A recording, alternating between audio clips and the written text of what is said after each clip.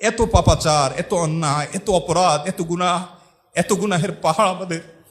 এগুলো মাথায় আসলে, এগুলো মনে আসলে চোখের পানি না ফেলে থাকার কথা না।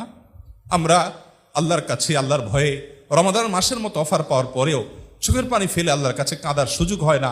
এর সবচেয়ে বড় কারণ হলো আমরা আমাদের নিজেদের অবস্থান সম্পর্কে ওয়াকিফ হাল না।